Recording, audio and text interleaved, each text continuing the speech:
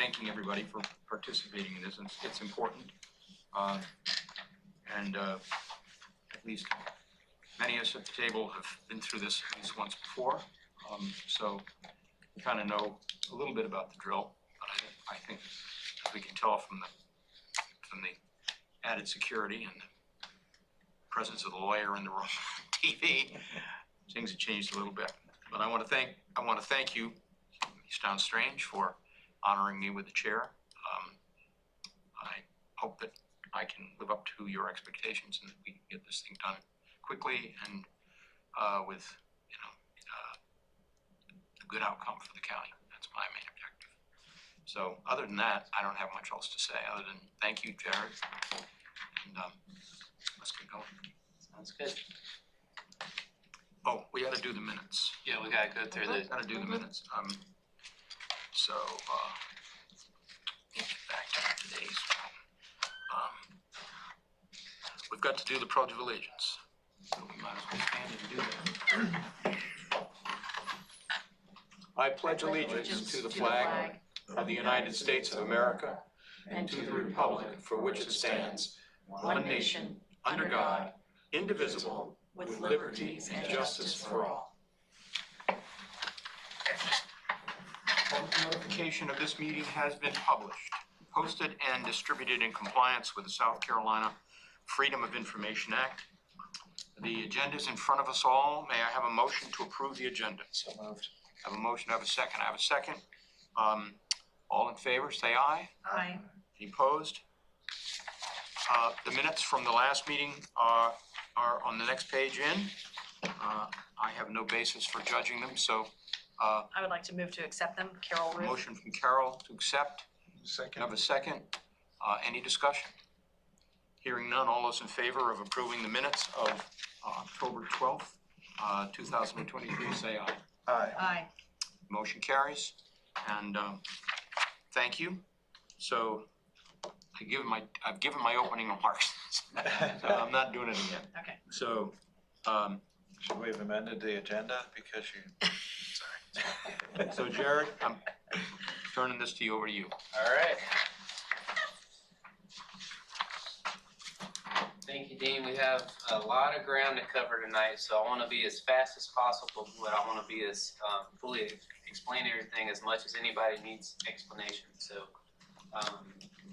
also, just I wanted to note, we don't have a lot of public, but we do have one public here.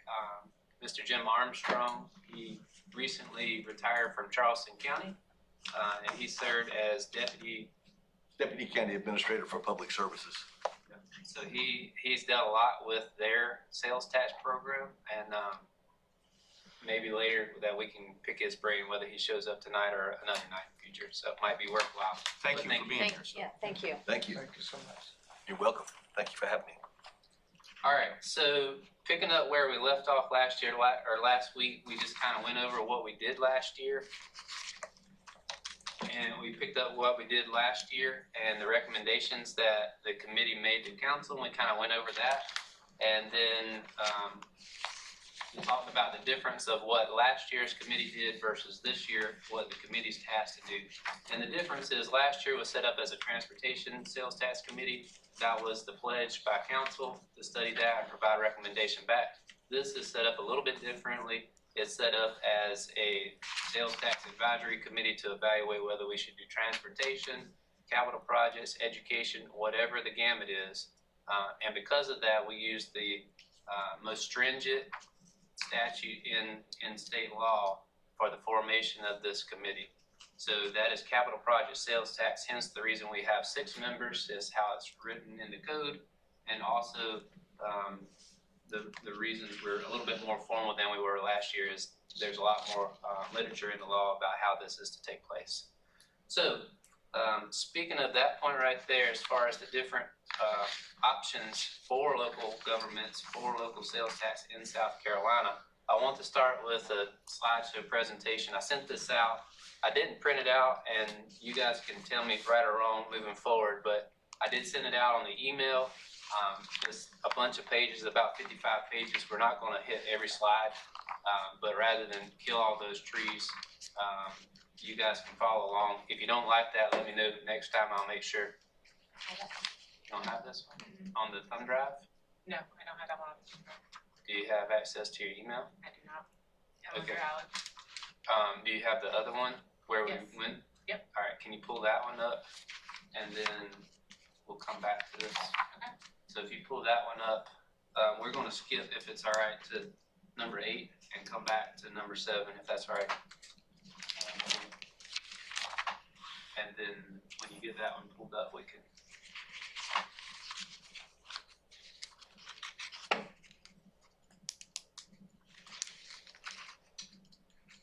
No, not this one, No. Carol. Not this one?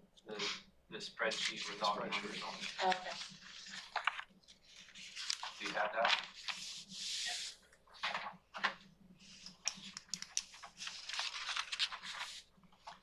No, we don't see it. I don't know that it makes a difference, but I do have that slideshow on here, if it can. If it doesn't make a difference, do we need to have that online while I'm going through it? I don't think so, but I can try and make it online. Okay, how about I go through it then? We'll stay with where we were, and then if you can grab that file from your desktop and, Okay. and bring it back while we're going through it. Okay. All right, so we'll stay with the agenda, excuse me. Sorry for the hiccup. All right, so this is the spreadsheet or the PDF that I'm going through. This was the one that was sent out prior to. And this is from Council of Governments in Appalachian Upstate. It's 2014. It's a little dated, but the information in there is still sufficient. That'll be shows too. Let's do the one that's on the screen. I'm sorry for jumping around. That way you guys can see what we have. I apologize. All right, so this is item number 8. This is this spreadsheet to make it easier to follow along for everybody. It's in your documents there in front of you.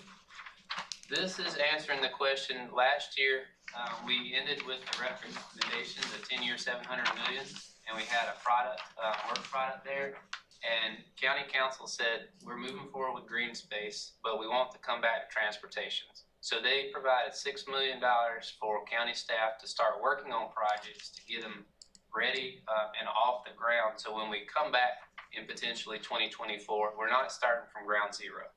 So this is a breakdown of those projects. And the most important thing is, if you remember last year, we had program projects, bucket projects, safety, resurfacing, resiliency, different things, and then we had specific projects. So we used that same format in how we're going to attack with this investment funds.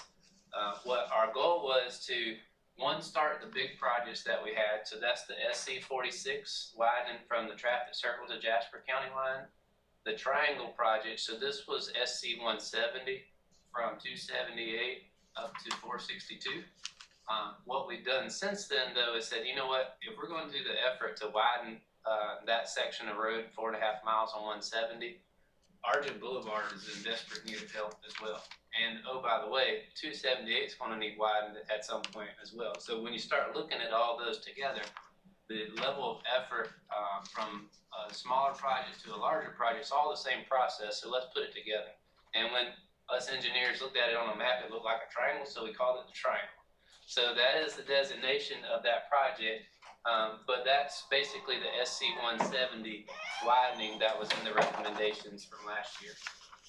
And then lastly is Reimagine Rebo Road. So this is one of the north of the Broad project. So basically from Boundary Street all the way to the Bell Bridge, that 4.5 mile stretch. So those 3 projects, you can see the funding that we allocated toward each one of those. And the intent is to get the project started. That's the hardest part. We actually had a good planning session yesterday with DOT, and he said, these numbers don't scare me. The big numbers that go to this are in the tens of millions, hundreds of millions actually for these 3 projects alone.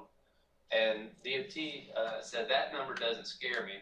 What scares me is ever getting started. So this is helping us get started. Once you get started, we're 3 or 4 years out from raising our hands. Hey, we need matching federal funds, or we don't have sales tax funds. We don't have any funds. So by getting them started, and if sales tax was to come through, then once we're ready to apply for grants, well, we can say we're 50% through with the design, we've got our initial permits, we've started our right-of-way acquisition, all that looks good on future grant opportunities. So we've got those three under contract and started, except the triangle. The triangle, we're working right now to get that process started.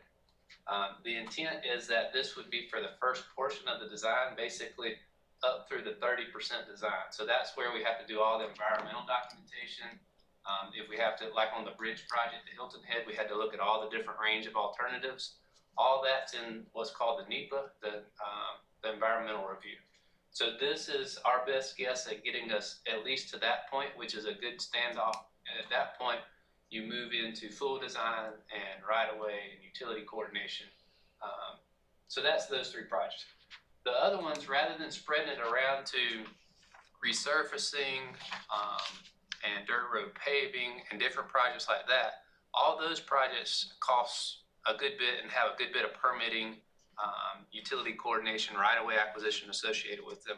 Our intent was, let's do safety projects that we hear all the time. Well, if this was a left turn lane, or if this was a deceleration lane, or if this intersection got improved, and what we feel is with this money that's been entrusted to us from county council, we could get a lot of these projects designed and either on the street or close to ready to go to the street prior to a sales tax referendum as early as 24. So then we're saying, hey, look what we've done with the money that's been entrusted, and should the general population vote to entrust more money, we can continue to get more of these projects done. Safety projects are typically have little to no right-of-way acquisition. Utility coordination is less. You're basically staying within the confines or just adding a little bit of turn lane. So the permitting is much less as well. So these are the different projects, and we can talk through them as much as you want to, but you can see them there on the screen. So Sunset, we have Sunset as part of the original sales tax in 2018, but this is continuation. These are all hot spots that we already know and recognize that we're working on. So I can go into as much or little detail from here. What is a $17,000 cabinet upgrade? That is for a signal itself. So the hardware inside the signal. I see. Which one are you at? Yeah, cabinet upgrade, Tidewatch. So that was to install a left turn signal at Tidewatch. Okay, so the So- cabinet is the thing that makes That the signal. Is the computer, Fine. the brain of the signal. Yep. Got it. What's not included up here is similar to this triangle project. There was a short-term, mid-term, long-term. We've got 4.5 miles of widening. It'll take a little while for that to develop. So separate pot of funding, but same thought process is we're getting started with a $3 million project to do some improvements at 170 and 278 and Argent Boulevard at 170 and at SC 462 and 170. So separate project, but same thought process. So you can see that we've got half of that encumbered or under contract right now. This is the big one that we're working on right now to get under contract, working with DOT and the MPO on that. Yes. So are you saying that you're working on all these safety improvements? That's a large list right there. Are you saying that they'll get ready to go when we have the referendum, or a lot of them will have been started or in mid-work? All the above. So as much as we can put out there, so the safety projects, it could be a $100,000 safety project, or it could be a $2 million safety project. So depending on what type of project it is, we'll go ahead and put it out, or have it ready to put out pending the sales tax. So for instance, Windmill Harbor, we just installed a signal there. That was $120,000. So even though it's a whole new signal, we didn't do any asphalt work, it was just the signal. It's not the permanent mast arms, it's just the wooden poles and the strain wires. But we were able to make that safety improvement, not with this funding, we had some other funding pledged. But that would be the type of improvements. And we can say, we can put some signage up to announce how we did that. That's the intent. Our goal was to spread the safety dollars around the county to different pinpoints and to have barrels on the road, at least some barrels on the road between now and November. So, any questions? All right, well, that's what we've been since, so we used the recommendation as a springboard. You can see the program projects and then the specific projects, and this is basically what, if the same recommendation was made, basically moving this straight into production. All right, well, let's jump back to the overview of sales tax statutes.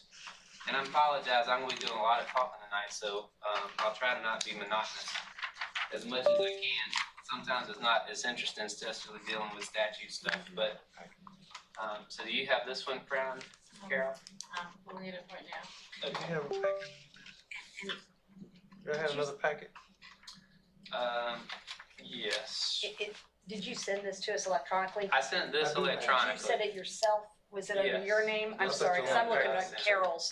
Carol sent it. Did No, Carol? it's actually, Sent it. if you, What's, Yeah, what's I kind of sent that this. login? You don't know. Here it is. What's the Wi-Fi? What's the Wi-Fi, Carol? Got it. it's just a public Wi-Fi. BC There's no Gov, password. no I do. password. I got it. I'm No with you. password. Yeah. No. Let's wait You so want me that to name of the everybody, woods? Title Okay, 4, let's go. Chapter 10? Let's go. you good? Yeah, let's go. Is this the one? No, this, it looks like this.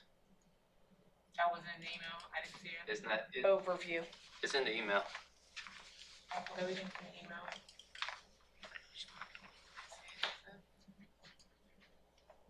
Right, okay, got it. Alright, now we're locked and loaded. Alright, I'm not gonna run through all this, but again, you can see it's dated 2014. Not much has changed. The only one that's changed is green space, which just got adopted. So Carol, we're gonna just slide through these. We don't need this one right here. First slide. Alright, so this is the sales tax statutes in South Carolina statutes. So there are 7 sales tax: local option sales tax, capital projects. A couple you probably never heard of. I haven't seen much use: local property tax credit sales tax, personal property tax relief sales tax. This is a fee. Local transportation project sales tax, local hospitality and accommodation tax. That's not a sales tax. We're not going to talk about that. Capital improvement sales, education capital, and school district sales tax.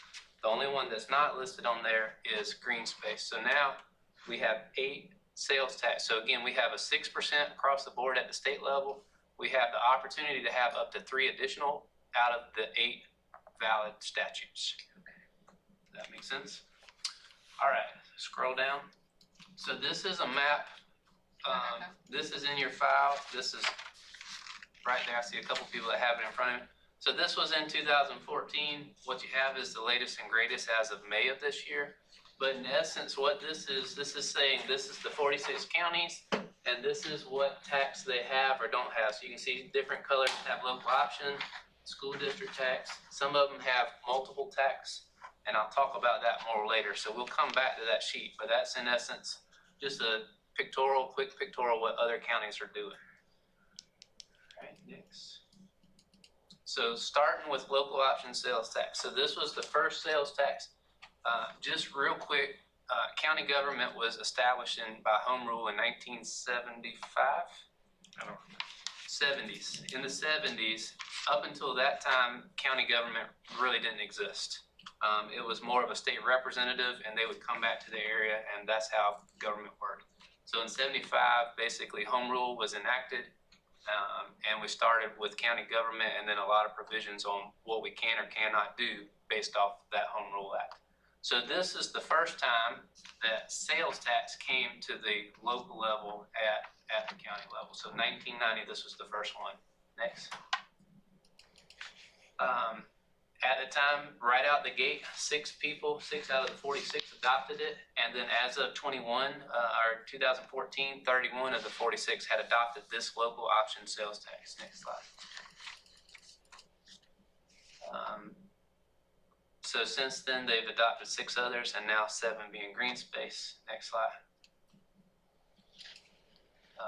Next slide. So this is the basis of local option sales tax. So this right here it's often referred to as a property tax rollback. And what I mean by that is for every dollar that's collected, 71%, or say every $100, $71 is going back to relieve your property taxes. And there's a breakdown in the formula for that. And then 29% of it goes back to the local governments as a capital project revenue fund. So that way they can do certain projects, whether it's building projects or whatever projects that they have. And there's a list of what projects are eligible that local governments can spend out of this breakdown. Next slide. Okay, just to clarify, are you Yep. telling me that $29 out of the $100 goes to actually build something, some type of structure? Yep. You said capital, whatever. $71 out of that $100 makes my tax bill lower. Correct. So it just pays for the operation of the county. Yep. Sales tax is lowering your property tax. The beauty of it is that you have all the tourists helping to pay your property tax. Yeah, that's The exactly what. downside to Good it to the though, next. But only 29 cents or $29 out of that $100 we can actually utilize to build or do something. We as local governments. Right. And local governments, so there's a split between the counties, how much the county gets for that and how much the municipalities within. Got it. And there's a formula for that. I see, okay. Yep, but so, the pro has been listed, there is a con in that, and that is anybody that does not own property is paying that higher tax to help That's supplement the correct. property owners. that's the dichotomy between property tax and sales tax. So, property tax, you've got to own stuff. If you don't own stuff, you don't pay anything. At the same time, sales tax, everybody pays regardless whether you own or not. Not one's right or wrong, that's just how they're set up differently. So this is just a visual of that $100, this is $100,000. All right, next slide. All right, so this is the breakdown. The 71% that's rolling back your taxes, 67 of it goes to the county, to roll back to counties, and 33 goes back to roll back to municipalities. So you pay, if you live in a municipality, you pay municipality tax and county tax. So a portion of this rolls back both parts of your tax bill based off population relative to each of the county. Next slide. The 29%, it is broken out between the counties and the municipalities as well. So this based off where the tax is collected and the population of each entity. So for Beaufort County, just a case in point, just say there's 200,000 people that live in the county. There's 40,000 that live in Hilton Head and 30,000 in Bluffton. So those would be the splits. But more money might go to Bluffton because more money is spent at Tanger Outlet. So even though they're 30%, they may get higher than that because of where the shopping is where the funds are collected. All right. This is just a breakdown of that. And keep going. Keep going. So just some restrictions on how the revenue can be used. There's a lot of slides on local option sales tax. One of the other things, and I don't know if it's going to get in here. So local option sales tax, once it goes on, the only way, there's no sunset date. There's no like 10 years or 25 years. It's on there forever until there's a petition by a certain number of the citizens that live in the county to ask for it to come off. So in essence, it stays on. So out of the 38 that are on there, I would guarantee that probably 38 are still on there. Not wrong, not different. It's just what this one is. Most of the others that we're going to talk about have a sunset date. Is it a dumb question to say we're not one of the 38? We're talking now about whether we do this and how that money will be used. That's correct, Okay. because we are not one of the 38. Which is to me the strangest, one of the strangest things. Which, Yeah, because Given the amount of money that comes in from well, tourism. so it is and it isn't. If you look at the map, what you'll see is a lot of the smaller counties have the local option sales tax. Now, some of the bigger counties do too. Charleston County has the local option sales tax. But the smaller counties, they don't have as much sales tax collection, so their property taxes are higher. So people are always complaining about property tax. So this allows them to reduce their property tax. The problem is, if you live there forever, you don't see it anymore because it's just built into your way of life. But Greenville, and Beaufort are two of the biggest ones that don't have any of the taxes, but let alone the local option sales tax. Charleston has a local option sales tax. So keep scrolling down. This is just a breakdown of that. Keep going. It's not really much. This is just some more of the formula stuff. And keep going. So is it my understanding that local option sales tax is hard to pass because people see it as a Well, faucet that never gets turned off? They're gonna keep taking my money. so as that is opposed one to- avenue. So if anybody is, remembers this or is aware, so in 2021, we actually, the county put on a referendum for local option sales tax. So this can be put on in any calendar year. Some of it can only be on even years or general election years. This one can go on at any time. What happened is and this is a little bit of my take on what happened. The municipalities asked for the county to put local option sales tax on the referendum. The reasoning is the municipalities don't have as many funding opportunities. All these sales taxes apply to counties. These are county sales tax. There's a statute this is all in, what statute is for counties? Chapter 4, Title 4? Title 4 is for counties only, and then there's another section in statute for cities only. So all this is for counties. They don't have this opportunity to raise their sales tax. They do, a couple of them have an opportunity, but by far and large, they don't have as many funding opportunities. So this was a way for the municipalities to have a capital project to dip into. But it was only going to be 29%. Now, it also helped them because they were rolling back their taxes within their jurisdiction, as well as the county. It would help the county unincorporated folks as well. But this was put on in 2021. I don't know that there was a lot of education about it. It's fairly complicated to explain to the general layperson on how it's breakdown and how this is going to affect me and what am I going to get out of because of the breakdown in the calculation. So it failed pretty miserably. I want to say close to 70 no and 30 yes on it. And I don't know if it's been tried at any other time, but I do know it happened in 21. We talked about it in Hilton Head back in what, 16 or 17, when you were on council. I don't remember why it didn't go forward, but there was long discussion during that time frame. So that's local option, also called LOST. You'll hear it called LOST, local option sales tax. All of these are local sales and use tax, but this is called local option sales tax. Any questions on this one before we move forward? We're going to refer back to this later in our discussion, so it's not for naught, even if this is one that's not considered. If it is, it's considered, that's great too. It's for you guys to decide. All right, next one, capital project sales tax, also called CPST. So this was in 1997, so 1%, and this is the statute we're following. You see here, you have to create a commission. It has to be 6 members, and this doesn't say it, but in the statute it reads shall. It doesn't say you can or you could, it says shall. So 6 members, 3 from the county, 3 from the municipalities, and they're appointed using an appointed index, which is basically a formula. Go to well, here it is right here. The index is a function of the city's population relative to the total population of all the county. So the reason Hilton Head got a representation is they've got 40,000 out of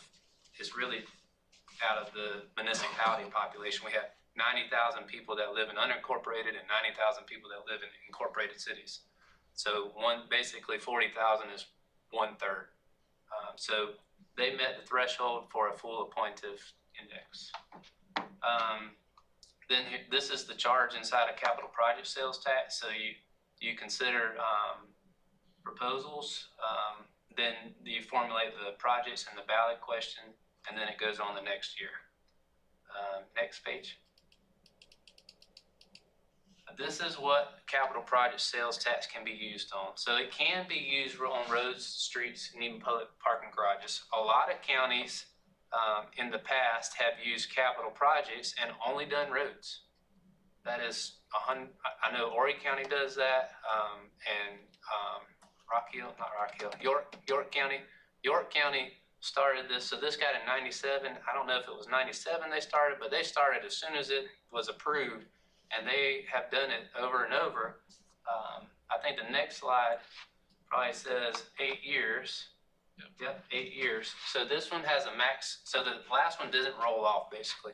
This one rolls off, you can set it as slow as, I think it has to be in 2-year increments, as 2 years or up to 8 years. But if 8 years, you either collected the amount you said you were going to collect, or the time period of 8 years has lapsed and it rolls off. It doesn't have to have a petition or anything else. And go back up to the uses. So the other uses you see, courthouses, administrative buildings, hospitals. So a whole bunch of governmental type uses, cultural, recreational, water and sewer. So you can't necessarily do economic development projects, but you can do the water and sewer that lead to it. Or you can partner with Beaufort Jasper if they say, hey, could you do this project? That's viable.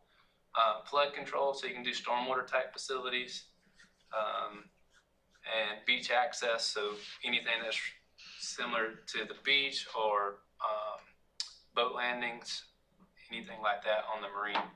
Renourishment projects to the beach, so if your beach is eroding and you want to, every so often you have a renourishment project, that is allowable. So Yep. we've had a lot of landings and redone in the county. One of them is near where I live, that's why I know that. Yep. And there was no Nope. capital project sales tax, we just took that out of the budget of our county. Is that right? Or how did that? That was before I was here, so I don't know exact funding. So I want to say there is A&H tax, A&H accommodations and hospitality Yeah, tax, yeah. which we'll get to. Yeah. That is basically hospitality is restaurants and bars. Accommodations is hotels.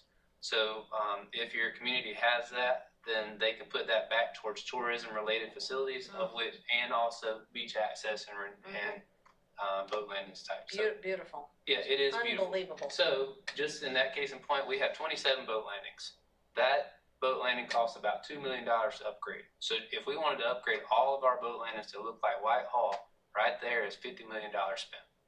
Now, that can be done inside of this, but that's one of those things that we juggle at the county level. How do we fund and repair and maintain? Any questions on the use? This one is a pretty wide gamut. So, and like I said, some counties have just strictly done roads, and haven't even bothered with any of this, but just stayed with capital project in lieu of transportation, which we'll talk about later. All right, next. And as we recall, looking at all the different counties, York was super successful, one after the other after Yeah. that, click, click, click, click, click. We've not been successful that way. Yep, so York has done, I think, 4. I mean, Maybe they're on their 5. They're about to finish 4. They're on their fifth. They're on their 5th penny right now. So, yeah, so they're the gold standard as far as capital project sales tax throughout the state because they have been so successful. I wanna go up and talk to them. we- How did you do that? What is it that your residents see that you're doing that they like? Yep. You know, Yep. when you talk about those safety things and all throughout the county and get the cones up, people are seeing that all throughout the county. Oh, things are happening. Mhm. What are they doing up in York? I think the biggest thing that they're doing, and we can definitely reach out and see if they can Yeah. even invite them potentially. They're saying this is the project list that I'm doing, and this is the cost of the projects, and they're getting the projects done.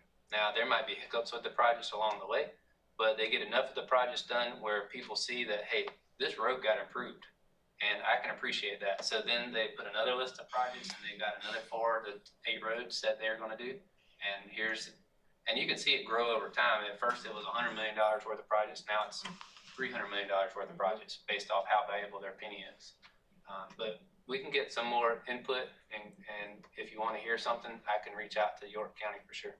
And if taxpayers are gonna ask, well, why would we do that if we voted on this and we said we were gonna do these things and they didn't get done?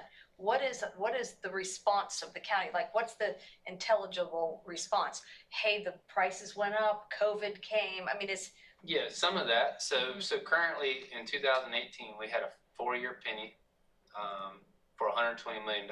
One, we under predicted how much we would collect. We collected that in 2.5 years. which in my opinion is a good problem to have. You'd rather be on that side, on the high side than the low side. I don't think it was relayed at a time, even of the 2018 vote, that most of those projects were not going to be complete in 4 years. So let alone in 2.5 years. So the key takeaway for everybody to say is the implementation time is different, is not necessarily the same as the collection time. And I would rather the collection be faster than the implementation all day long, because a smaller county across the street, Jasper County, theirs is $30 million over 10 years. Now, they did collect it faster. It took them about 7.5 years to collect it. But $30 million is collected in 6 months here. That's how fast our money. So if they have a project, a big project that costs $20 million and it takes them 8 years to develop, well, it was within the 10 years that they had. Well, if we have a $30 million or $20 million project and it takes 8 years to develop, we collected that in 6 months. So we're never going to, our penny is so powerful, and I'll talk about that some more. That's the takeaway is if you don't have stuff done, it's just because major infrastructure takes a really long time to develop. And the good thing is we're getting started on the list that y'all created last year. So if a proposal went for 24, we're 2 years into the development process. So good question. Anything else on capital? We have 1 penny. Is that the maximum that can be added? Or do they get, essentially does the referendum say 1 penny, 2 penny, or 3? So each statute allows up to 1 penny, but you can have up to 3 pennies of separate statutes at one time. Currently, we have 1 penny, which is the green space. And that is to get $100 million or 24 months, whichever one comes faster. Not 24 months, the end of 2024. We've got some initial numbers we've been collecting now since May. I think we're going to collect it faster than the end of 2024. And does that mean then what we're going to be recommending, we can recommend up to 3 since that one will be done? Yes, It's just a matter of when they would start.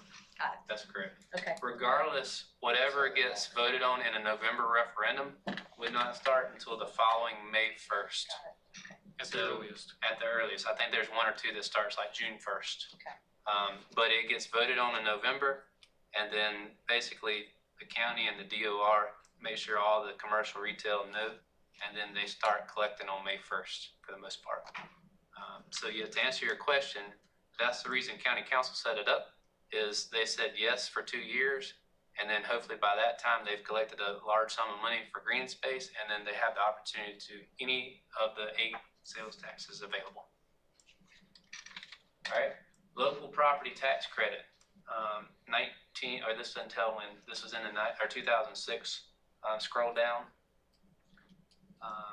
So this is basically a rollback for property taxes specifically. So sales tax is paying back property tax millage.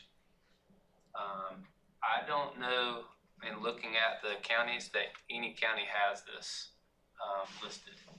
So it can be any percentage, 1/10 to 0.10 of a penny, not to exceed 1 penny.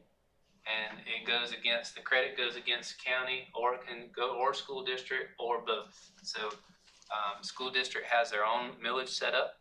So the reason I think that statute's in there, because there is a school district sales tax that only goes against school district millage. This one can go over county millage or school millage. So that's the difference. Again, I don't know that any counties have this going on. All right.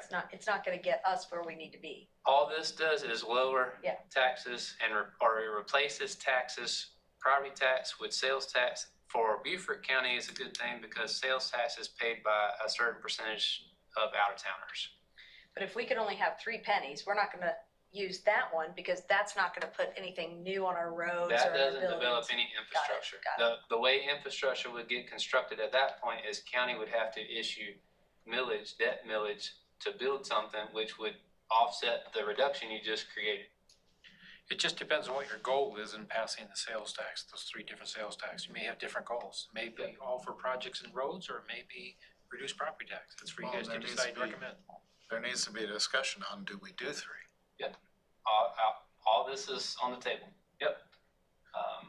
Any questions on that one? Keep going. Just keep going to the next one, which is personal. So this one is the same, except it goes on personal property tax. So roll down. So this is vehicles, boats, RVs, personal property, aviation, aircraft, boats. The key kicker here is 2%. So the lesser of 2% or the amount replace the property tax that is, or the value that is raised by the property tax on your bill. So you've got millage, and you're gonna pay property tax on your house, and you're gonna pay property tax on your car and your boat. That is collecting a lot less money for the county than the house and the real estate is. So this is basically saying you can either do 2% of your budget that this penny can go towards, or the amount that the total personal property tax brings to your budget. So whichever one's less, but not greater than 2%. So then this is rolling back taxes, but specific to personal property taxes. So any questions on that one? All right. This one, just go down real quick. This is in 2009. This is a fee. It's not considered a tax. That's for the lawyers to figure out what's a fee and what's a tax. But basically, this is, you can see, it's only if you have $14 million in state accommodations. And at the time of this in 2014, the only one that met this was Horry County. And what that allows is, first you got to meet that threshold as a county. Then if you meet that threshold as a county, then the municipalities can adopt this fee with a 2/3 vote by their council, and basically it goes back to tourism related advertising. So guess where the only place this is done in the state? Myrtle Beach. Myrtle Beach is attracting that out of town, and they want the heads in the bed. I don't know that that's the same here. I mean, we have visitors, but they have 15 million visitors and we have 3 million visitors. It also has to be imposed by a city. It can't be imposed by the county. That's correct. This is a city one. So I told you there's more buckets for the county, but here's a bucket. But you first got to meet the county threshold. So, I mean, I don't know the other cities in Horry County, but they could impose it should they choose to. But it can be done by ordinance. Yeah, ordinance with a 2/3 supermajority of your council or via referendum. But again, it's a municipality. No referendum. And this is 2014, so we may meet that threshold. I don't know how much our state accommodations taxes that we collect. I know what we get back is not that much. I'd be surprised if the county as a whole collects that much. Yeah, I doubt it's probably. That's one of those particular pieces of legislation put together by a particular group of legislators to accommodate one county. And everybody can use it, but really it was written for one. Yes, very well stated. Any questions on that one? Next one. Keep going to the next. All right, transportation. So this is, for some reason, they stuck this in a different chapter. I have no reason why. Everything else has been Title IV, Chapter 10. This is in Chapter 37. This was established in 1995. So go down. This is the one that Beaufort County has had most success with.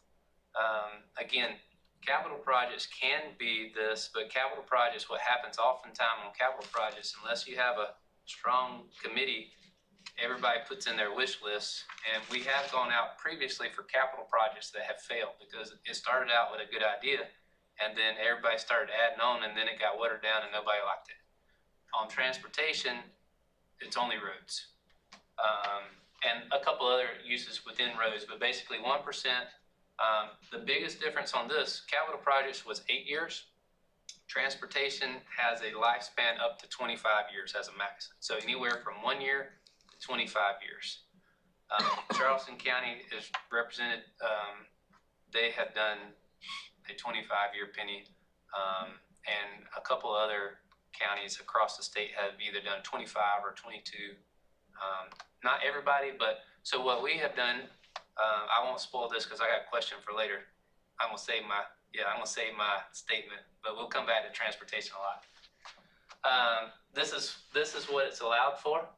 So highways, roads, streets, bridges, mass transit, green belts, and other related transportation. So last year's recommendation, we had a segment in there for green belts. So that is very similar to our rural and critical program.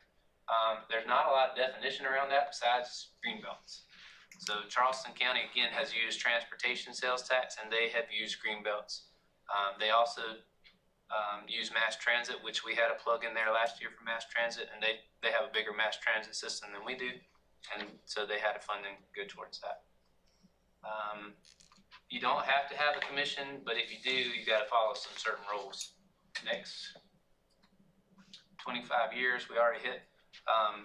And I don't know if this is true with all of them, but definitely with transportation, if you want to, you can issue GO bond debt as a revenue bond, basically, and use the sales tax to pay back the revenue bond. So it's issued as GO debt, general obligation debt, but it's technically a revenue bond. But you have to decide up front because the bond language has to go in the be on- referendum. Yeah, so if you say we're going for 10 years and $700 million, you can also put in a question that says we intend to bond for $700 million. You don't have to. What it really does is give the county the flexibility should they choose to. So if you've got a $300 million bridge project like we have, and that was the only funding source that you had, and you needed to issue a contract for construction, you might only have $200 million in the bank. That's where that question is critical. So you've got that permission, but you don't have to use it. Now you could say we're going to bond $350 million because we know we got a $300 million project. Just give us enough for that. We'll collect the rest for all the other projects as we go. I think it's a wise decision to include that in your referendum as an additional statement. I don't know that in practicality that it will get used that much because of how strong and fast our penny develops. I just said it takes a long time for us to develop a project, 8 years on a major infrastructure project, 8 years of collecting at our rate, we have more money than we can spend. I think it Which is was a good in the green space question. I think you're right too, yes. So it's in a lot of the statutes, if not all of them. And most of the time you see most counties put them together. Yep. All right. And is that it? Keep going. Keep going. So we're going to skip accommodations and hospitality. That's not for us. Questions? And then, so there's three more that I didn't cover, but I'll cover quickly. There's two school taxes. So one is the education capital and one is the school district. Education capital is a 15-year program, same 1 penny.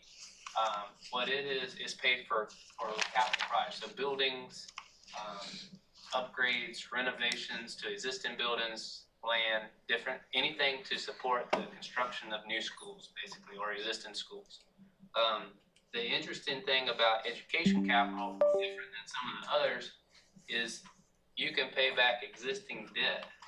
So if the school district has debt on their books that was used to build and construct schools that would have been an allowable expense, you can retroactively pay off debt with the education capital penny. And we'll come back to that idea later. The school district sales tax, again, 1 penny, but as I understand it, and I don't even know what chapter and verse because it's not in the same Title IV as the rest of these, but school district sales tax is basically a rollback to offset the millage associated with school operating. So the school has 2 millages that they assess, one for operating, one for debt. 6%ers and 4%ers, only 6%ers pay school operating. So if you own your house and you have the 4% exemption, you don't pay that operating millage. All the retail and out-of-towners pay that, second homeowners do. School debt is paid by everyone, 4%ers and 6%ers. So that's just a key difference. So that school district sales tax, sometimes you'll see that in smaller counties as well, because again, The only way they have to pay for school district is property tax. So if they're jacking up property tax, they can use 1 cent sales tax to roll back that property tax and kind of get that under control a little bit. Maybe it's the same person paying it, I don't know, but you don't see that a lot, but you see it some. And then lastly is green space. So green space is the newest one. It got commissioned last year, as we're all aware. The interesting thing with green space is the uses of green space. So we started a commission to start going through applications that we have, but green space, if you're not familiar with it, it's up to 7 years as the maximum. County Council chose 2 years. And then the uses for green spaces for the acquisition of property is all intended for the conservation of land and basically to take land out of development opportunity. So you can use it to buy property straight up. You can use it to buy conservation easements. You can use it to buy existing development rights. So you don't have to buy the property, but you can say, hey, you're allowed to by right to build 1,000 homes, and we're going to pay you X number of dollars, so you only build 500 homes. Rights of first refusal, so if they're going to sell it off, somebody's going to sell it off, you can buy it that way. Options to buy, lease with options to purchase, and other interests in real property. Basically, again, trying to conserve property so it doesn't get developed into a harder, more denser use is the intent.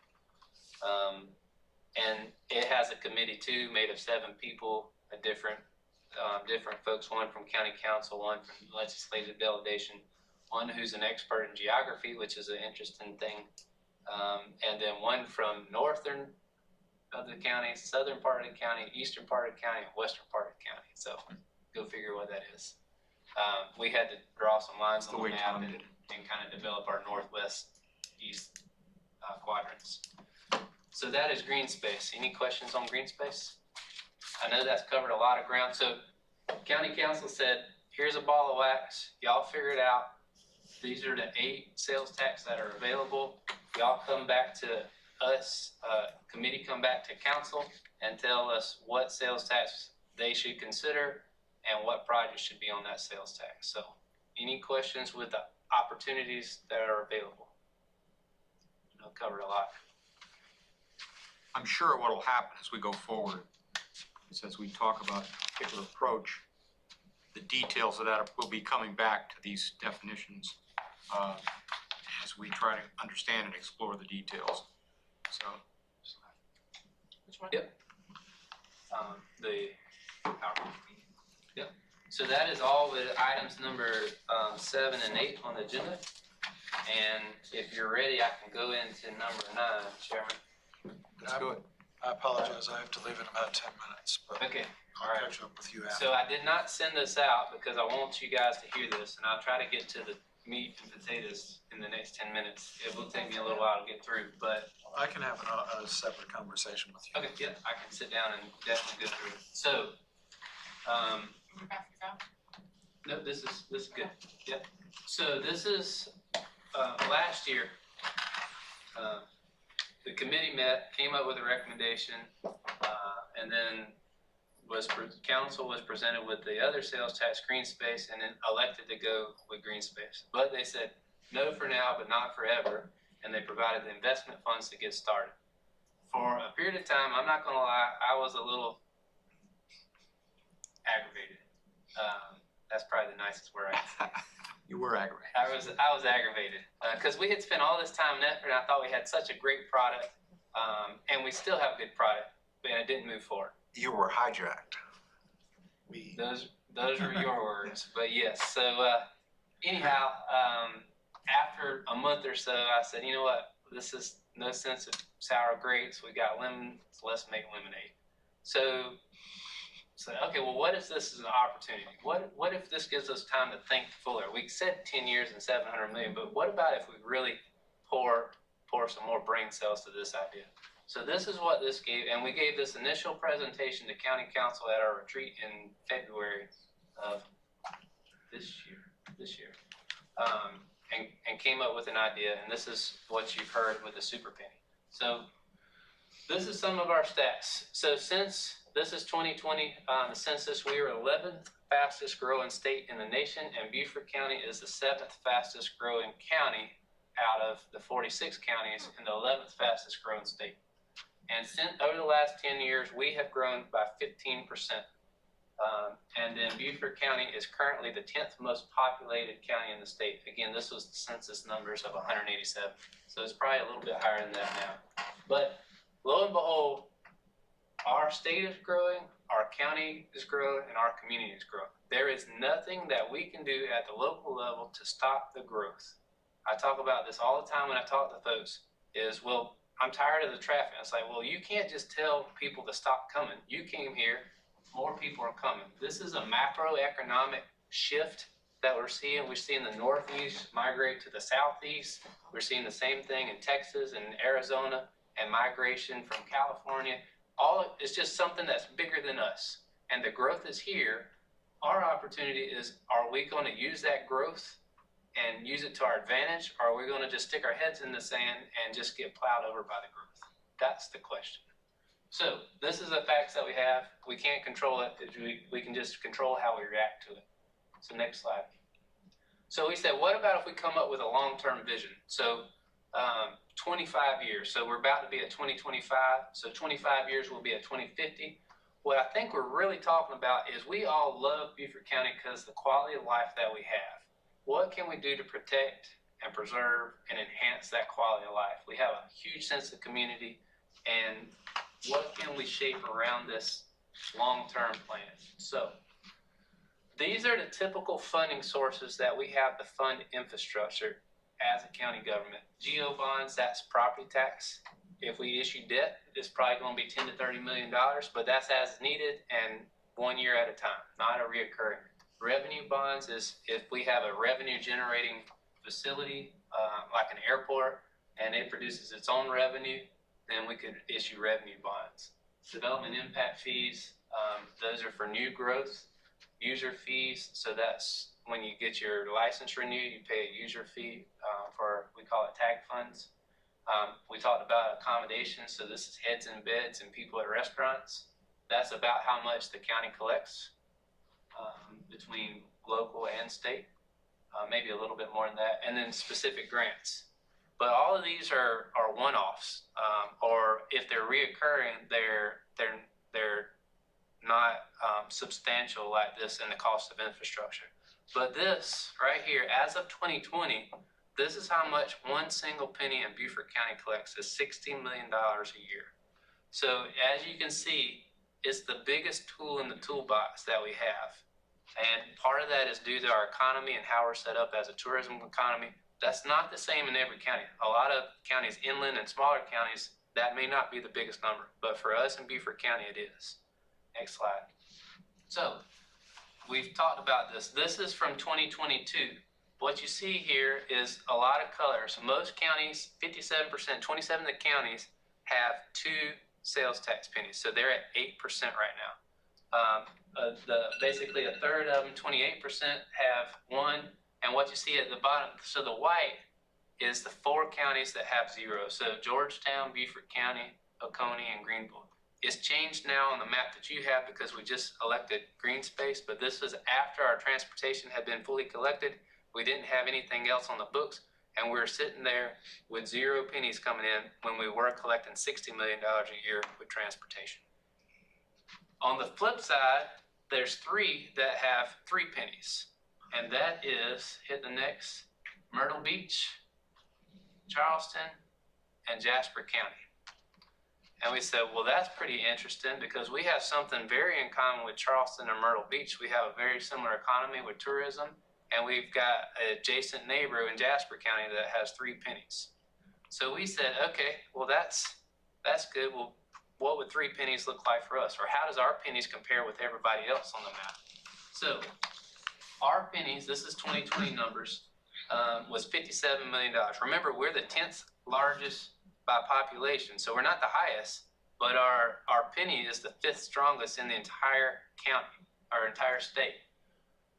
But on a per capita, if you look per population, ours is actually the second highest, only behind Charleston. So we have 200,000 people. Charleston has 350,000. So their penny is collecting $135 million per penny. And when you divide that by their 350,000, it's in the threes. What you see also is the top three. So the three economies that are coastal are in this bracket around $300. The next bracket is at $200. So these three economies are 33% higher or 50% higher than the rest of the state. The interesting thing is, back to the last map, Charleston has 3 pennies. So they're collecting 135 times 3. They're collecting $400 million a year to invest in their community, while currently we're investing 0. So we said, okay, well, what if we take a page out of Charleston's book? What if we just, for instance, said we did do 3 pennies? What would that look like? So next slide is, we said, well, what's the right mix of pennies? We just went through all 8 different pennies that we could do. The ones that come to mind are obviously roads. We've already talked about that. We've got a lot of building needs, whether it's a facility like this or whether it's a recreation facility, whether it's boat landings, a lot of facility needs, and we need more schools. Apparently we need more schools because they're going out with their own bond referendum for schools. So we said, what about if we put these together and we call this a super penny? So we go to the max, not saying we do it, but just going through the process and the vision. What if we have a long-term 25-year plan with 3 major projects? What would this look like and what would this collect? So next slide.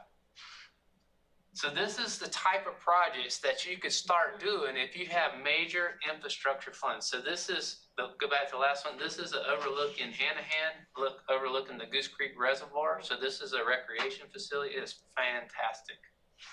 Next slide. So this is, I believe, a regional jail.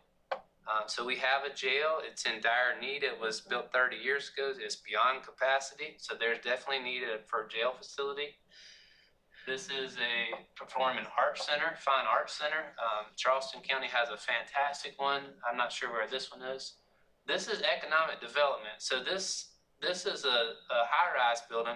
Not to say this fits in our community, but our economic development may not be a Boeing or a Volvo. It may be that we have a headquarters building, and we can facilitate some of that. We may not be able to build this building, but maybe we can bring the water and sewer to a site to allow for a headquarters facility to be built in our community. Boats, so ports, I'll talk about this. So this is in North Carolina, I believe. Ferries, airports, I'll talk about this some more. So this is the actual rendering. We have a $70 million airport that we can't get funded. We actually broke it apart and said we were able to get $30 million in funding from FAA and other sources. So we're building part of it, but that's the full $70 million airport that we haven't been successful at building yet. Is that on Hilton Head? That's the Hilton Head Airport. That's what it will look like when fully constructed. Yep. This is a library. So we have some fantastic libraries, but the way we build libraries pretty much is with impact fees. So unless we have the impact fees generating enough funds, we've done good at libraries, but there's more opportunities there. North Charleston Coliseum. So every time I go watch a show, it's either in Charleston or Savannah, whether that's at the Coliseum or whether that's at Daniel Island. We don't have a facility that can fit 6,000, 8,000 people. I don't know that we want it, but if we did, we don't have a way to build it or fund it. Capital projects could help you get to something like that. Aquatic Center, we just did a master plan study on recreation, and for some reason, aquatics is like at the top. That is a need in the community. We've got 3 pools that are in very poor condition across. They're all, I don't know why this was a thing in the 80s, but it's not a thing in today's world to build a public pool on a school building campus. All of our pools are related to that. What happened was they said, hey, I've had this story told me. A 2nd grader drowned in the 80s. And they said, we need to teach all our kids to swim. So the school said, well, I've got some free land, and the county, you can build it on my free land. So in the 80s, it wasn't weird for you to show up with your bathing suit, a grown man, and teenagers be swimming in there. And that's not looked upon favorably in the same light as it is today. So we've got 3 pools that need upgrading. Why don't we just build a magnificent facility and let it be an attraction to the community? Parking garage, again, capital projects allows for that. We have a lot of areas that have dense, but parking is a big need. City of Beaufort, Port Royal's about to build out in their facilities, Hilton Head, obviously, Bluffton, downtown Bluffton. And they don't have to look ugly. This one, I think, is in Miami, so they can be outfitted and look attractive to the community. Mass transit, so Charleston County is working, or Charleston and Dorchester and Berkeley County, they're working on retrofitting basically a bus rapid transit systems from Somerville to downtown Charleston. This for them is $1.2 billion. So it's a major cost, but we don't have that need for the same level of mass transit, but we may one day as we grow. So why not plan for it and provide for it now? Next project, ball fields, always in need for more ball fields, recreation. So this, anybody know where this is? Greenville. Everybody knew it was in Greenville. So we've got money for pathways and we've got beautiful places. Why don't we make beautiful pathways? This is an attraction. So People go to Greenville. My family has done that just to walk on this bridge. Now we do other things while we're there. We spend money, we stay in the beds, we eat at restaurants. But this is the attraction. There's no reason why we can't have similar level of attractions versus just a 5-foot sidewalk on the side of a road. We have the trail. We do have Spanish Moss Trail. We have similar attractions. We don't have any that quite have this. Well, we do have Vista that goes over. We've got some of it. We're on our way, but we can continue that effort. Next. This is TCL's campus. So education capital is not just for school districts. It can be used for technical college and higher education. So this is their $26 million training center that they currently have no funding for. They would like to build this building. It's training for, I read it, what is it? I don't know can't the remember. specific It was classes, certain but training they I have was some reading about. type of training identified. They have this building. Mhm. They don't have funding for capital inside the state budget. So the way you see technical colleges and even local colleges is through support of local community. We, Beaufort County, doesn't have the funds. We have our own priorities, let alone go build somebody else's priorities. Capital projects and or education capital penny can build this. Across the street, USCB, this is their convocation center. This is a $72 million project. They have, I think, $30 million in funding for it, and have a $40 million gap. Every day that they don't build it, that price goes up. So even though it might be 10% interest to go get a loan, the cost of construction is greater than 10%. So they're losing their dollar by not building this when they want it. We've got great beach access. We can continue. Coligny is star rated. Why can't all of our beach accesses be that great? Pools. Charleston County has, I think, 3 aquatic centers. This is a wave pool. Again, we've got aquatic center. Why can't we have a place for the kids to play outside as well? And then boat landings, Whitehall, you mentioned it already. This is our case exemplar. It looks fantastic. Tremendous. Why can't all of our 27 boat ramps look like that? So this is what the idea of when we say super penny, when we start putting these 3 pennies together, not saying that we do it, but these are the level of infrastructure and investments that we can make with serious sales tax in play. All right, so what are our challenges? We hear this all the time. You've only built 1 turn lane on Ladies Island at Walgreens. Well, as I mentioned already, the implementation time is not the same as the collection time.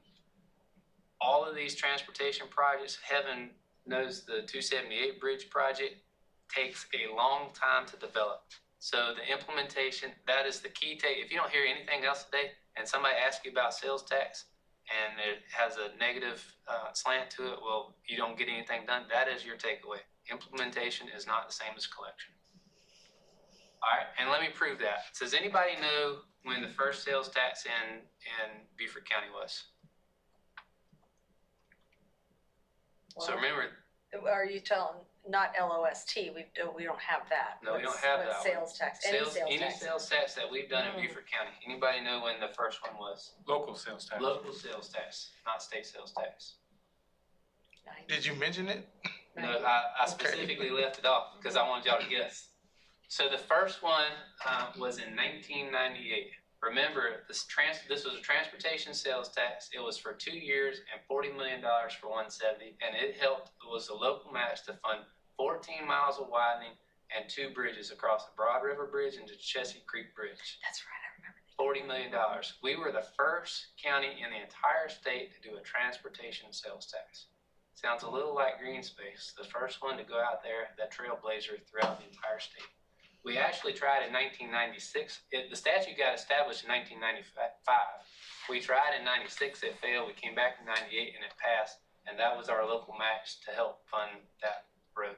So if this wasn't constructed, you would be driving on 2 lanes from Beaufort to Bluffton right now. But sales tax was pivotal. Next sales tax. Anybody else know when the next sales tax was? This is 17, 21 and 17, Yeah. isn't it? The next sales tax, 95 to Next sales tax. 2018? No, 2015? 2006. That's the first time I've been in an audience and somebody's guessed it. Huh. 2006. 6 years, $152 million. And we leveraged that a couple different ways. This right here was the deadliest section, classified as one of the deadliest roads in the entire country because we had the Marine Corps Depot bus with the recruits that had an accident there. So this was, our local match went into this. This was 5 miles of widening from 2 lanes to 4 lanes from here, from 21 up to Colleton County line, and then they continued it beyond. But sales tax went into this project, Gardens Corner. Next. In Bluffton, 278, we widened from Simmonsville back to 170 from 4 lanes to 6 lanes. 5 miles of widening from 4 lanes to 6 lanes. Sales tax funding. Next project. Back north of the Broad, this is Old Savannah Highway 128 from Broad River Bridge to Paris Island Gateway. This is Parker's right here. We went from 2 lanes to 5 lanes, widening 2.5 miles of roadway. Next project. Still back. Ladies Island. So we added the twin bridge. We didn't mean for the accident. Probably should have picked a different picture. But we added a twin bridge. So we only had Woods Memorial and the 2-lane Ladies Island Bridge. Now we've got 4 lanes going to Ladies Island. Next, we continued that widening from the bridge 2 miles up to Sea Island Parkway to US 21. So from 2 lanes to 4 lanes widening. Back down south, we went 4.5 miles of SC 170 from 278 to the traffic circle of SC 46, as well as a 10-foot pathway on the side of the road. We also completed the Bluffton Parkway. So this is the flyover that ties in from Burnt Church all the way to US 278 right before the bridge. And next picture. And this is Boundary Street. So this is 1.5 miles of widening, or actually we didn't widen. We had 5 lanes, we reduced it to 4 lanes, but we were able to, we actually added 2 signals as well in that 1.5 miles, but we improved safety and capacity. We limited access, full access. Obviously we have the median there, but what that median does, it creates a left turn collisions, gets rid of that, and also allows traffic to flow through there faster. So even without widening, we added capacity and improved safety and aesthetics all in that project. So back on that last project. So 2006, again, we did a 6-year, so we fully collected in 2012. Anybody know when this project was constructed?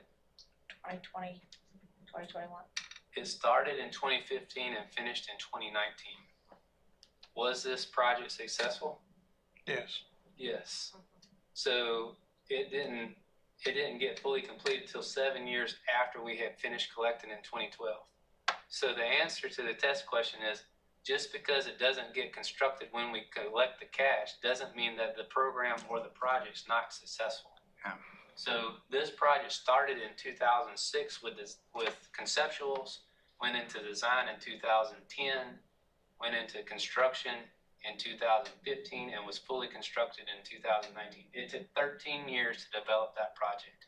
But today, we have a project, all this property, you can see Chick-fil-A got renovated and updated, and a whole bunch of other projects have been updated and renovated along Boundary Street. All right, next. So 2018, we got $80 million to go towards our $300 million bridge project. We don't have it finished, but when we do, it'll be another one that outlives the collection and will be extremely successful. Ladies Island, we've got 9 projects on Ladies Island, including the 2 major corridors and then the access roads. So that's at the Walgreens. And so we're going to do some similar improvements to Boundary Street, not necessarily all the medians, but access management and safety improvements and a little bit of widening for capacity and safety enhancements. And then lastly, we've got a bunch of pathways throughout the entire county that we're working towards, and we'll start to see across the county orange barrels coming up from those getting out the bid right now. So when somebody says we haven't been successful, or how do you, so York County, they've had successive pennies. Well, we haven't had successive pennies, but in the last 25 years, all those projects, there's probably a handful of projects, a handful of roads within Beaufort County that have not been touched with sales tax funds that are greater than 2 lanes in Beaufort County. So the interesting thing is, over the last 25 years, we had a 2-year penny, a 6-year penny, and a 4-year penny. So we did all that work that I just described with 12 years of collection. Imagine what it would be first if we hadn't done any of that work. And then second, imagine what it would be had we collected fully for 25 years, the 13 missing years of sales tax. We wouldn't be worrying about the bridge. The bridge would already be constructed and paid for. So we left on the table 13 years of successive collecting, which in essence York County has been doing, even though not through transportation, they've been doing it successively with capital projects. So there's an opportunity out there that we have. We've been successful, and we can show that we will be successful, especially with a longer term success. All right, next challenge that we have, regressive. Oh, you're just raising taxes and you're never coming back down. Well, this is where the super penny concept comes in. So by themselves, that's partially a true statement. So they are regressive because tax goes up. The difference is, and different than local option sales tax, local option, I would argue, is a little bit more aggressive because it really doesn't come off. It can come off, you gotta have a petition for it to come off. So your tax goes up and it really never comes down. All of these, the transportation, the capital, and the education capital, all have a sunset date. So they are not regressive in the fact that they never come off. Now, do they make your taxes go up? By themselves, they do. But when you start putting them together, that's where the magic and the super penny concept comes in. Because, go to the next slide. This is where the education capital is super important. So what we have here is a property tax bill. And this is just a family that makes $40,000. So this is the base level in Beaufort County. Makes $40,000 a year, lives in a $120,000 house, so he's a 4%er. His property tax right now is $714. If his school debt right now on that bill is $174. With that education capital, you can defray old debt. So on day one, you approve education capital. That right there comes off the tax bill. County debt, a little bit can be defrayed if it's a specific project. So just say half of that. So his tax bill with the capital penny and the educational penny at work basically are rolling back his tax bill from $714 to $526. So he's saving $187. However, if we have the super penny, we have 3 pennies that he's paying on his use of sales use. So just say this guy at $40,000 has a disposable income of 20% after he pays all his other bills and he goes and spends. Out of that 20,000 or 20%, that's $8,000 that he's going to get sales tax applied to. So we're just talking about the difference from 6 to 9. So 3 pennies times 8,000 is $240. So in this specific example, this guy's taxes is going up by $53 a year. or basically one Starbucks a month is how much his taxes are going up. This is the base level. Next slide. So this is a slightly bigger house. So 167,000 in the household and a $500,000 house. Tax bill's basically $3,000. The school debt, if education defrayed the debt, it would reduce by that much. So a total reduction of $782. Same thing over here. So disposable income, just say it's 15% because he's making more money. So the amount he can spend 15 times 167. So he's spending $25,000 a year that would have sales tax applied. Add the 3 pennies is $750. So this gentleman, this family is actually gaining $32 a month.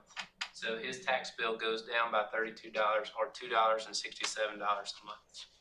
So when they're all working together, the property tax rollback that you see in Lost and that you see in some of the other sales tax is taken into account because the school district has debt on their tax bill right now. What's going to happen should the GEO bond that they have on referendum is, so right now in 2019 they did a $350 million GEO bond debt issuance. It got approved at referendum. That was part of a $700 million master plan. So they said, in 4 years later, we're going to come back and finish the plan. So that's why they're coming back to the referendum, to the voters. The price has gone up, so instead of 350 again, it's $455 million is what they're going to ask for. So as soon as, if that got approved, that would go on to their debt millage that all 4%ers and 6%ers are going to pay. So your millage is staying the same, but your taxes are going up because you as a 4%er pay school debt. So it actually reinforces the super penny because the educational on day one, if you did 15 years, would have more than enough money to defray the debt that they're issuing right now plus future projects. Does that make sense? So you're saying if we did these pennies, some of those pennies would be used to defray that money they're asking for now, that That's the right. 4%ers are gonna pay because 4%ers pay debt. That's exactly And that correct. penny can be used towards that debt. That's exactly Okay. right. Plus, everybody's paying the school, all the school taxes on their personal property, like their cars, their boats, Yes. airplanes. Yeah, so in addition, you might not be paying school operating, but you're paying that on your personal property. Yep.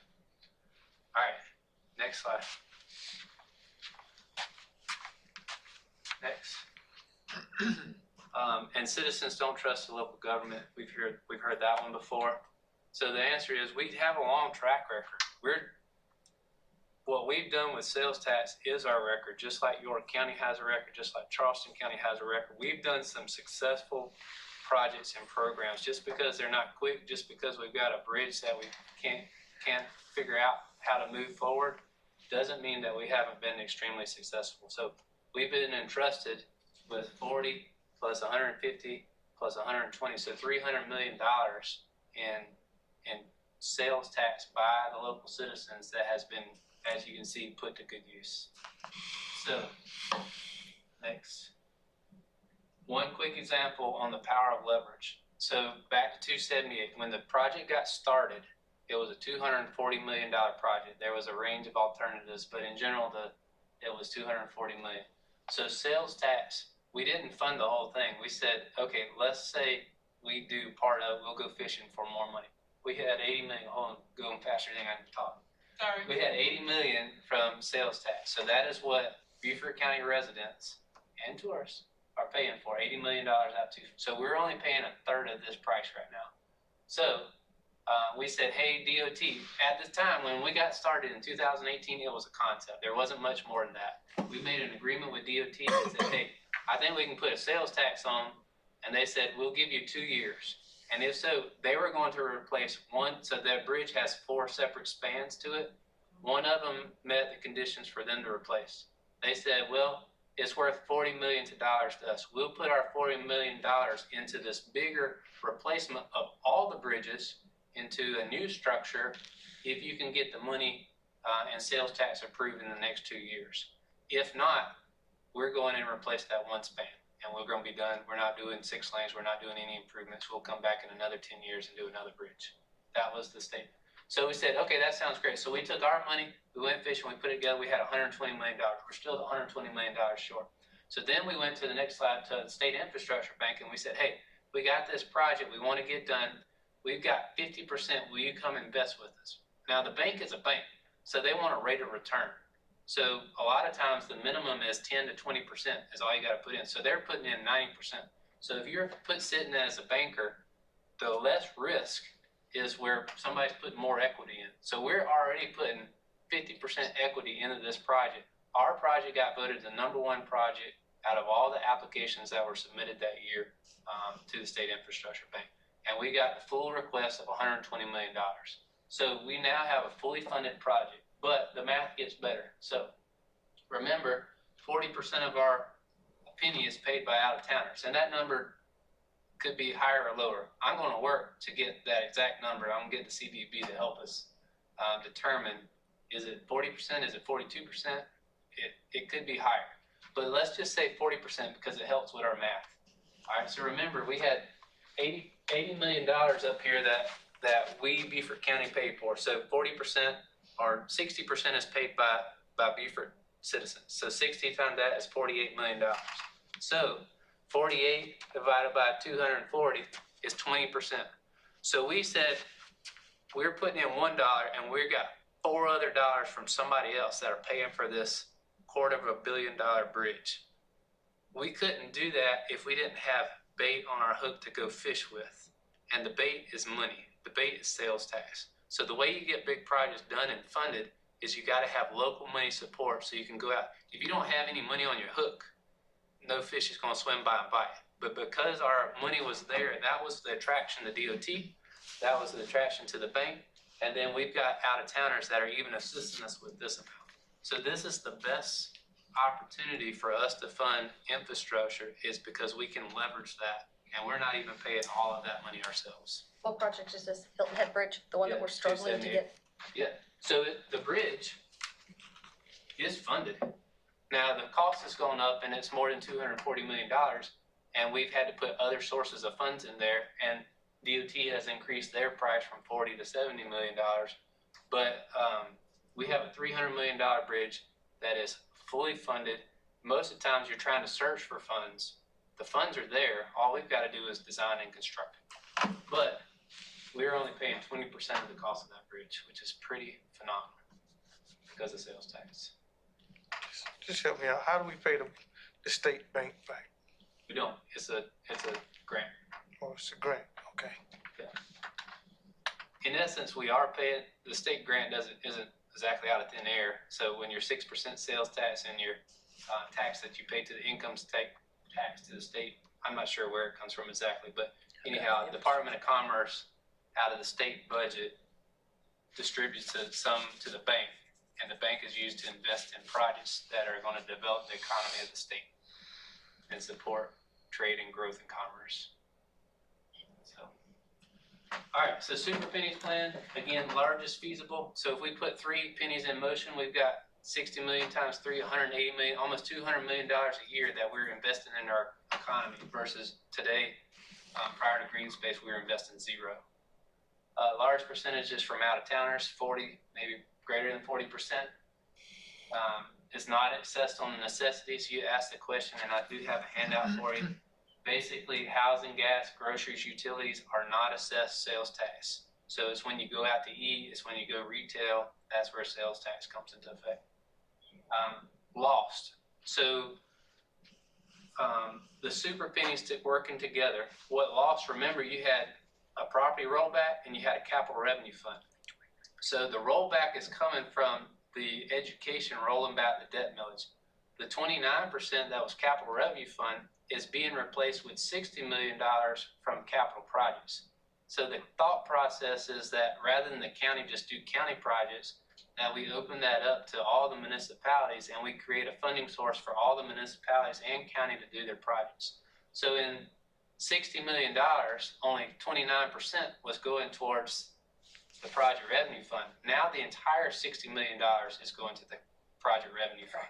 So it's basically a lost on steroids, plus it has an expiration date. So the idea of it being regressive is the fact that it has an expiration date, and then, as we showed in the calculation, doesn't really increase the taxes based off the millage debt refrainment from school district. Sales tax, this is super key. Cost of goods, cost of projects keep going up. Sales tax grows with inflation. As your pair of sneakers cost $100, now they cost $120 a pair. Your tax is a percentage of that, so it grows with inflation, the cost of goods. It also keeps up with population. So we got 200,000, if we have 220,000, now all those players. It also grows with tourism growth.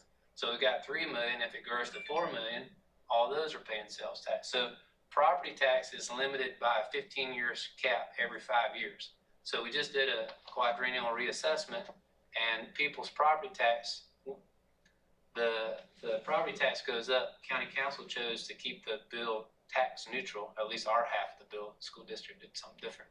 Our half of the bill tax neutral, so they reduced your millage that they're assessing on your higher appraised property tax. So even at 15%, we've seen inflation that's been higher than, it's been super high here lately. Who knows when it'll go down? So property tax doesn't keep up the same as sales tax does. And lastly, it's flexible. So what you guys did a good job last year is, we know we're going to have safety projects. We don't know which intersection it's going to be, but we can provide opportunity and a funding part for future safety projects, knowing that we're going to have intersections that need improvement later in the day. So it's super flexible if you set it up correctly. So again, 2050 vision, I'm not saying that this is the path. This is just a theoretical exercise. So what could it look like? What could 25 years look like with a long-term plan in place? And hopefully I've displayed that to you. Can we pass all 3 in 1 year? Maybe not. Maybe not. Can you pass them in successive years? Possibly. Could you pass them 2 at 1 year and 1 at another year? Possibly. All that's for you guys to consider. What I'm hopefully laying out is just, with a long-term plan, we can not only keep up with our growth, but hopefully even get in front of it and really make some remarkable investments in our community that today we don't have the funding to make that happen. And John F. Kennedy said in the 60s that we choose to go to the moon in this decade and do other things, not because it's easy, but because they are hard, because that goal will serve us to organize and measure the best of our energies and skills. And because that challenge is one that we are willing to accept, one we're unwilling to postpone, and one in which we intend to win. And we have the same challenge in front of us if we choose to go forward with a long-term plan. So that's the super penny. If you've heard it before, if you haven't heard it before, you've heard it now. Not saying it is the plan, but it's a plan to be considered. That's the presentation. Thank you. Incredible job, Jared. Very nice job. That's it from me, Chairman. Thank you, Jared. Very much. Let's see where we are here. 5 after 7.